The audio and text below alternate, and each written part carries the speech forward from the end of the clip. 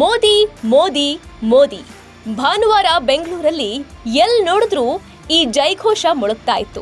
ಮಹಾನಗರದ ರಸ್ತೆಯುದ್ದಕ್ಕೂ ಮಳೆಯನ್ನು ಲೆಕ್ಕಿಸದೆ ನಿಂತಿದ್ದ ಅಭಿಮಾನಿಗಳು ತಮ್ಮ ನೆಚ್ಚಿನ ನಾಯಕರನ್ನ ಕಣ್ತುಂಬಿಕೊಂಡು ಸಂಭ್ರಮಿಸುವ ದೃಶ್ಯ ಸಾಮಾನ್ಯವಾಗಿತ್ತು. ಬೆಂಗಳೂರಿಗೆ ಆಗಮಿಸಿ ವಿವಿಧ ಅಭಿವೃದ್ಧಿ ಕಾಮಗಾರಿಗಳಿಗೆ ಚಾಲನೆ ನೀಡಿದ ಪ್ರಧಾನಿ ನರೇಂದ್ರ ಮೋದಿ ಇದರ ಜೊತೆಗೆ ಕಳೆಗೊಂದಿದ್ದ ರಾಜ್ಯ ಬಿಜೆಪಿಗೆ ಹಾಗೂ ಕಾರ್ಯಕರ್ತರಿಗೆ ನವ ಚೈತನ್ಯ ನೀಡಿದಂತೆ ಕಂಡುಬಂತು.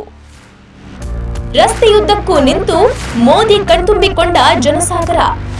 ವಂದೇ ಭಾರತ್ ರೈಲುಗಳಿಗೆ ಹಸಿರು ನಿಶಾನೆ.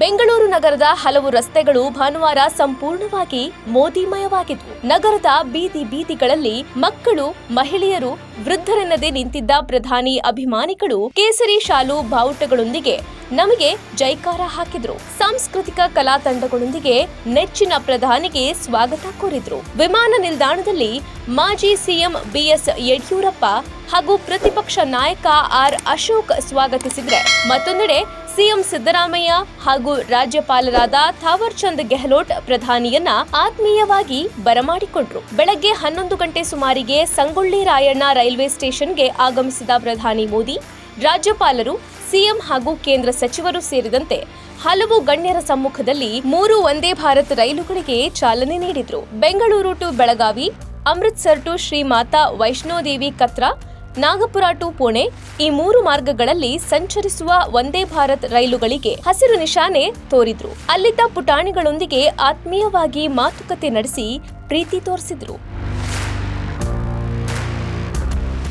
ಕರ್ನಾಟಕ ಸರ್ಕಾರದ ವತಿಯಿಂದ ಸನ್ಮಾನ್ಯ ಪ್ರಧಾನಮಂತ್ರಿಗಳಾದಂಥ ನರೇಂದ್ರ ಮೋದಿ ಅವರಿಗೆ ಬೆಂಗಳೂರಿಗೆ ಬಂದು ರೈಲ್ವೆ ಹಳದಿ ಮಾರ್ಗ ಮತ್ತು ಮೆಟ್ರೋ ರೈಲ್ 3ನೇ ಹಂತದ ಉದ್ಘಾಟನೆ ಶಂಕುಸ್ಥಾಪನೆ ಇದನ್ನು ನೆರವೇರಿಸಲಿಕ್ಕೆ ಬಂದಿರತಕ್ಕಂಥ ಸನ್ಮಾನ್ಯ ನರೇಂದ್ರ ಮೋದಿ ಅವರಿಗೆ ಸ್ವಾಗತವನ್ನ 7 ಕೋಟಿ ಕನ್ನಡಿಗರ ಪರವಾಗಿ ಬಯಸುತ್ತೇವೆ. ಮೆಟ್ರೋ ಯೆಲ್ಲೋ ಲೈನ್ಗೆ ನಮೋ ಗ್ರೀನ್ ಸಿಗ್ನಲ್.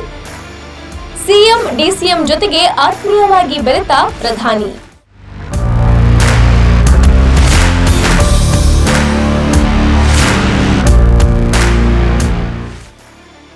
ನಗರಕ್ಕೆ ಪ್ರಧಾನಿ ಮೋದಿ ಆಗಮನದೊಂದಿಗೆ ಬೆಂಗಳೂರು ದಕ್ಷಿಣ ಭಾಗದ ಜನರ ಬಹುನಿರೀಕ್ಷಿತ ಕನಸೊಂದು ನನಸಾಯಿತು. ಜಯನಗರದ ರಾಗಿಗುಡ್ಡ ಮೆಟ್ರೋ ನಿಲ್ದಾಣದಲ್ಲಿ ಆರ್ವಿ ರಸ್ತೆ ಬೊಮ್ಮಸಂದ್ರ ನಡುವಿನ ಯೆಲ್ಲೋ ಲೈನ್ ಮೆಟ್ರೋ ಮಾರ್ಗದ ಸಂಚಾರಕ್ಕೆ ಮೋದಿ ಅಧಿಕೃತ ಚಾಲನೆ ನೀಡಿದ್ರು. 7,160 ಕೋಟಿ ರೂಪಾಯಿ ವೆಚ್ಚದ ಈ ಮಾರ್ಗ ಎಲ್ಲೆಲ್ಲಿ ಹಾದು ಹೋಗುತ್ತೆ ಅನ್ನೋದು ಸೇರಿದಂತೆ ಯೆಲ್ಲೋ ಲೈನ್ನ ವಿಶೇಷತೆಗಳನ್ನ ಸಿಎಂ ಸಿದ್ದರಾಮಯ್ಯ ಹಾಗೂ ಡಿಸಿಎಂ ಡಿಕೆ ಶಿವಕುಮಾರ್ ಪ್ರಧಾನಿಗೆ ವಿವರಿಸಿದ್ರು.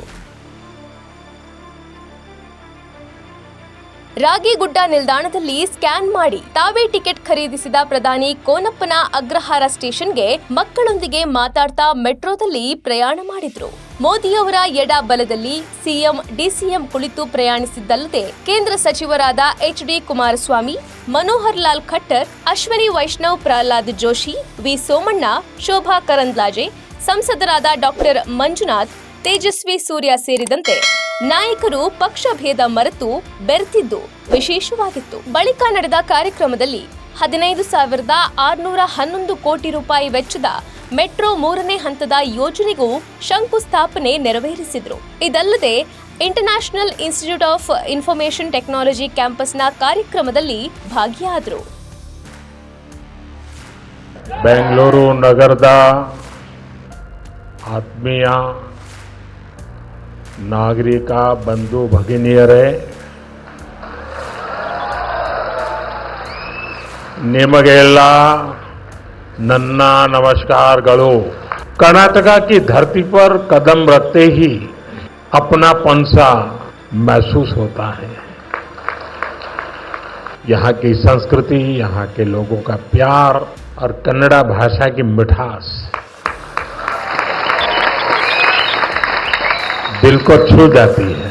सबसे पहले मैं बेंगलुरु शहर की अधिष्ठात्री देवी अण्णम्मा ताई के चरणों में प्रणाम करता हूं. सदियों पहले नाड़ प्रभु केम्पेगौड़ा जी ने बंगलुरु शहर की नींव रखी थी। उन्होंने एक ऐसे शहर की संकल्पना की थी जो अपनी परंपराओं से भी जुड़ा हो और साथ ही प्रगति की नई ऊंचाइयों को भी छुए।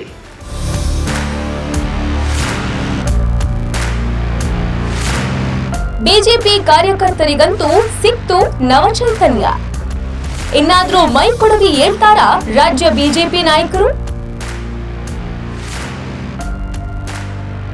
ರಾಜ್ಯದಲ್ಲಿ ಅಧಿಕಾರದಲ್ಲಿರುವ ಕಾಂಗ್ರೆಸ್ ನಿರಂತರವಾಗಿ ಸಮಾವೇಶ ಕಾರ್ಯಕ್ರಮಗಳ ಮೂಲಕ ಅಬ್ಬರಿಸ್ತಾ ಇದ್ರೆ ಬಿಜೆಪಿ ನಾಯಕರು ಆಂತರಿಕ ಕಚ್ಚಾಟದಲ್ಲಿ ಕಳೆದು ಹೋಗಿದ್ರು. ಅದರಲ್ಲೂ 2 ದಿನಗಳ ಹಿಂದಷ್ಟೇ ಬೆಂಗಳೂರಿಗೆ ಆಗಮಿಸಿದ್ದ ಕಾಂಗ್ರೆಸ್ ಅಧಿನಾಯಕ ರಾಹುಲ್ ಗಾಂಧಿ ಮತಗಳ್ಳತನ ವಿರೋಧಿ ಹೋರಾಟ ನಡೆಸಿ ಸದ್ದು ಮಾಡಿದ್ರು. ಆದ್ರೆ ಭಾನುವಾರ ಪ್ರಧಾನಿ ನರೇಂದ್ರ ಮೋದಿ ಎಂಟ್ರಿಯಿಂದಾಗಿ ಬೆಂಗಳೂರಿನಲ್ಲಿ ಪ್ರಧಾನಿ ಹವಾ ಎದ್ದು ಕಾಣ್ತಾ ಇತ್ತು. ಮೋದಿ ಆಗಮನದಿಂದಾಗಿ ರಾಜ್ಯದ ಬಿಜೆಪಿ ನಾಯಕರಿಗೆ ಉತ್ಸಾಹ ಬಂದಂತೆ ಭಾಸವಾಯಿತು. ಇದೆಲ್ಲಕ್ಕಿಂತ ಹೆಚ್ಚಾಗಿ ಪ್ರತಿಪಕ್ಷವಾಗಿ ಆಡಳಿತ ಪಕ್ಷವನ್ನ ಸಮರ್ಥವಾಗಿ ಎದುರಿಸಿ ಇಕ್ಕಟ್ಟಿಗೆ ಸಿಲುಕಿಸಲು ವಿಫಲವಾಗಿರುವ, ಜೀವ ಕಳೆದುಕೊಂಡಿರುವ ರಾಜ್ಯ ಬಿಜೆಪಿ ನಾಯಕರ ಕಾರ್ಯವೈಖರಿಯಿಂದ ಬೇಸತ್ತಿದ್ದ ಬಿಜೆಪಿ ಕಾರ್ಯಕರ್ತರಿಗೆ ಮಾತ್ರ ಭಾನುವಾರ ಹೊಸ ಕಳೆ ಮೂಡಿದ್ದು, ನವಚೈತನ್ಯ ಮೂಡಿದ್ದು ಕಂಡುಬಂತು. ಆದ್ರೆ ರಾಜ್ಯ ಬಿಜೆಪಿ ನಾಯಕರು ಇನ್ನಾದ್ರೂ ಮೈಕೊಡವಿ ಹೇಳ್ತಾರಾ ಅನ್ನೋ ಪ್ರಶ್ನೆ ಮಾತ್ರ ರಾಜ್ಯದ ಜನತೆಯಲ್ಲಿ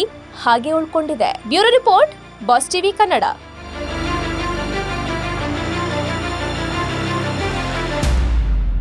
ಲೇಟೆಸ್ಟ್ ಹಾಗೂ ಇಂಟ್ರೆಸ್ಟಿಂಗ್ ಸುದ್ದಿಗಳಿಗಾಗಿ ಬಾಸ್ ಟಿವಿ ಕನ್ನಡ ಚಾನೆಲ್ನ ಸಬ್ಸ್ಕ್ರೈಬ್ ಮಾಡಿ. ಹಾಗೆಯೇ ಬೆಲ್ ಐಕಾನ್ ಪ್ರೆಸ್ ಮಾಡಿ. ಇದರ ಜೊತೆಗೆ ಫೇಸ್ಬುಕ್, ಇನ್ಸ್ಟಾಗ್ರಾಮ್, ಎಕ್ಸ್ನಲ್ಲೂ ಮಿಸ್ ಮಾಡದೆ ಫಾಲೋ ಮಾಡಿ.